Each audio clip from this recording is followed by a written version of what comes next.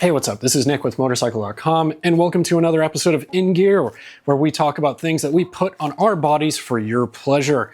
More specifically, your motorcycling pleasure. Now, today we are talking about the latest in Shoei racing headwear, which is the Shoei X-Fifteen, the follow-up to the much loved, much approved, and Marc Marquez-approved Shoei X-Fourteen. So, what do we get with the flagship racing motorcycle helmet? Well, a lot of updates focused on aerodynamics and various creature comforts that really do follow up the X-Fourteen in a pretty massive way. So let's get into it. Now, first things first with this helmet. It is an all new, from the ground up redesign, but of course it is expanding on, a development of, an evolution of the X-Fourteen as we move into the X-Fifteen. You are still getting a DOT ECE Snell certified helmet, and that's a pretty rare distinction within the US market because there are very few helmets that actually carry those three certifications. 5-year warranty as usual for Shoei. Brand new shell here, again reminiscent of the X-Fourteen, but what we're going to notice here is we have a more pronounced area up here around the crown temple area, and then there's also a more kind of aerodynamic feature up top as well if we compare it to that X-Fourteen. As we move down to the lower end of the shell, the marketing literature describes it as strategically narrowed, which that's what I really want in life, is just strategically narrowing things. So it's tightened up around here, and then it feeds into a new spoiler and winglet system. Between the two helmets, there's a slight weight gain, and I'd really attribute that basically just to the additional aerodynamic features. We're looking at about 3 pounds 8 ounces for a size medium X-Fourteen. And then we're looking at an additional 5 ounces on top of that for this X-Fifteen. They did about 150 design iterations in their in-house wind tunnel in Shoei's facilities in Japan. They tested it in excess of speeds of 218 miles an hour. Shoei is claiming that they've reduced general drag by 6.1% and then also lift by 1.6%. When they say drag, of course, they're talking about the resistance, moving forward. And lift is just that feeling you get when the helmet starts kind of pulling off your head at high speed. Overall, wearing the X-Fifteen, this is one of the most stable helmets that I've used to date. The Alpinestars Supertech R10 edges out a very narrow win.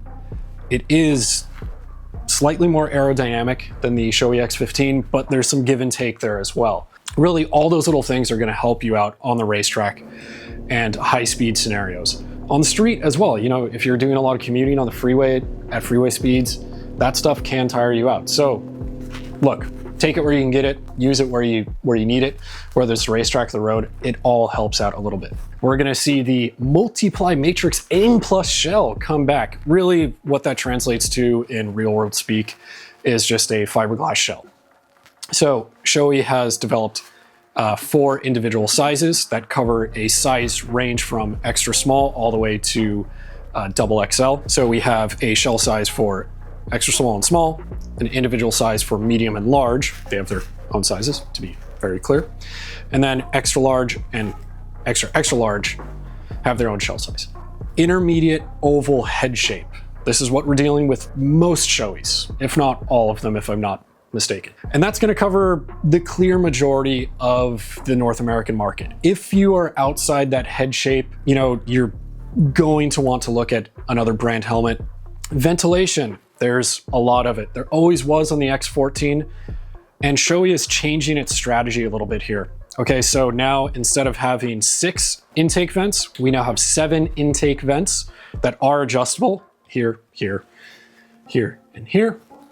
And then we have 6 always open vents. Now, supporting that whole ventilation cause, the EPS liner on the interior, which is a multi-density liner, has much deeper channels. We've gone from 6mm depth to about 10mm depth. So it's just allowing a larger volume of air to pass through the helmet. So you're getting more air in and then drawing that hot air out. In addition, the cheek pads have venting holes within the cheek pads themselves that correspond with the actual EPS channeling. Basically, you're getting a little bit better ventilation than the X-Fourteen, which was a very, very positive ventilating helmet. And that's really what you want in a race aggressive sport riding helmet.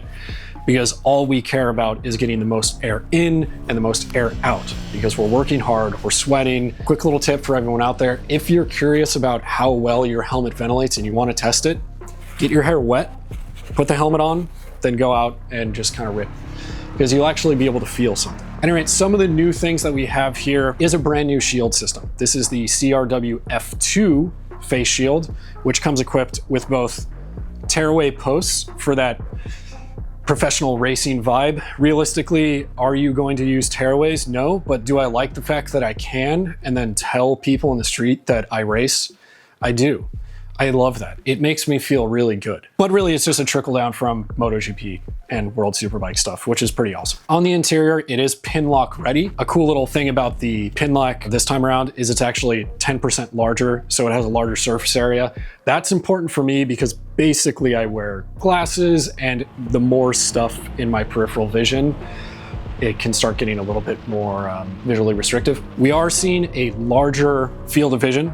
They've basically redesigned the opening in the helmet to include a 5% greater FOV, and that really pertains to the upper portion of the helmet. That's important in this context because we're always assuming that we're going to be wearing this helmet while in the tucked riding position. Now, the other cool thing about the X-Fifteen, this is a carryover from the X-Fourteen. We can actually adjust the interior padding to get an additional 4 degrees. So imagine the internal padding being able to twist inside internally 4 degrees. That kicks the helmet up this way. So again, if you're riding in that more aggressive riding position, it's going to give you a little bit more upward vision.